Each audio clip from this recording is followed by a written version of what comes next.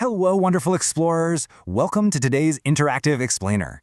I am just so incredibly excited to be your guide on this very special writing journey today.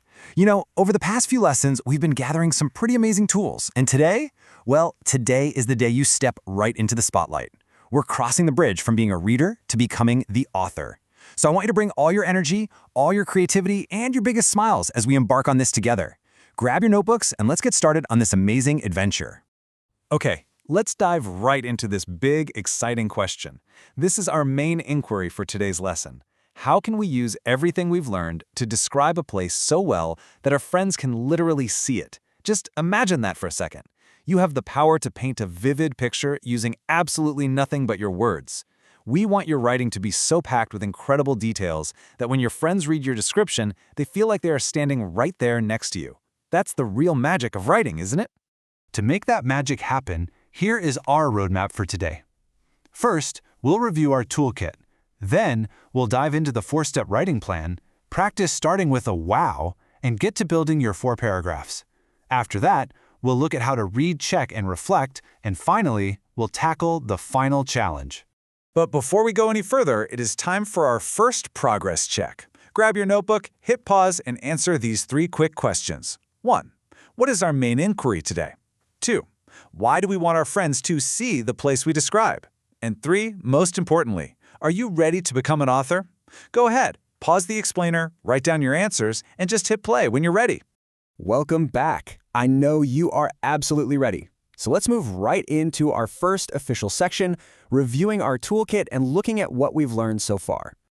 It's so cool to look back and see how our writing skills have built up perfectly over time. On day 1, we learned that great writing grabs you right away, so we practiced starting with a surprising fact.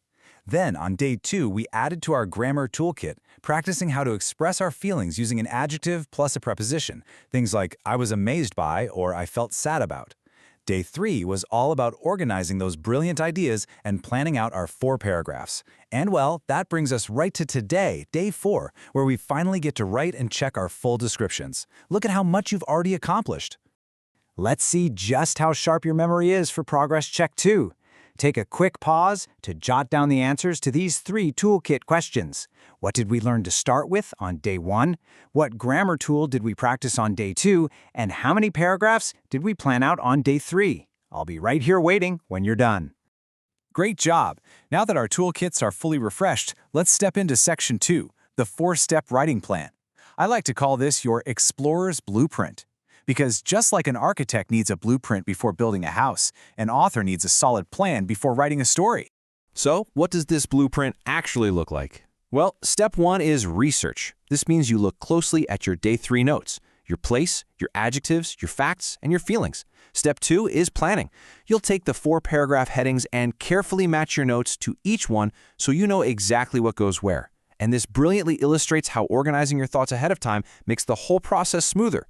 Step 3 is the really fun part, writing. This is where you actually draft your description, keeping those wonderful adjective plus preposition phrases in mind. Finally, step 4 is read and check. Here, you'll swap with a partner and check for any spelling mistakes or missing commas. This blueprint right here is your absolute key to success. Let's make sure that blueprint is fully locked in your mind for Progress Check 3. Go ahead and pause here. Can you answer these 3? What notes should you look at for step 1? Where do you match your notes in step 2? And what are we checking for in step 4? Hit play when you've got it all written down. Fantastic. Let's move right along into section 3, starting with a wow. Because if we want to capture our readers' attention, we can't just start with something boring, right? We need to grab them instantly. Let's look at Hannah's brilliant example. She wrote, in 79 CE, nearly 2,000 years ago, a huge volcano erupted in the south of Italy. It produced an ash cloud that was over 20 kilometers high. Wow. Notice how Hannah didn't just start by saying, I went to Italy? No way. She hit us with a massive, surprising historical fact right out of the gate. The reader instantly wants to know more about this 20-kilometer high ash cloud. That is exactly how you start with a wow. Now, how can you do this for your own writing? Try using one of these fantastic sentence starters to really spark your creativity. You could write, deep in blank lies one of the most blank places on Earth. Or perhaps frame it as a question. Did you know that blank has been there for over blank years? Or my personal favorite, putting the reader right in your shoes. Imagine standing at a place where blank happened long ago. Using these starters will pretty much guarantee your reader is hooked from the very first word. Let's take a quick moment for Progress Check 4. Pause the explainer here and reflect on these 3 questions, especially that last one. Why do we need a wow starter in paragraph 1? What was Hannah's surprising fact about? And which of the 3 starters do you want to try? Make your choice and then hit play. Welcome back, my wonderful authors. You've got your wow starter picked out, so let's move to section 4, building your 4 paragraphs. It is officially time to put all the pieces of the puzzle together. Think of your writing like a perfectly built house, where every single paragraph has a very specific job. Now, what's really interesting about this slide is how clearly it breaks that down. Paragraph 1 is like the front door. It's your opening, where you include your wow surprising fact, plus when you visited and who you were with. Paragraph 2 is the foundation, your interesting facts, packed with numbers, history, and size. Paragraph 3 is the beautiful interior. This is what you saw, so you'll describe it in rich detail using all those great adjectives. And finally, paragraph 4 is the warm fireplace, your feelings. This is where you use your adjective plus preposition, like I was fascinated by, to tell us exactly how the place moved you. Let's lock in that structure with Progress Check 5. Pause the explainer for just a moment to answer these structure questions.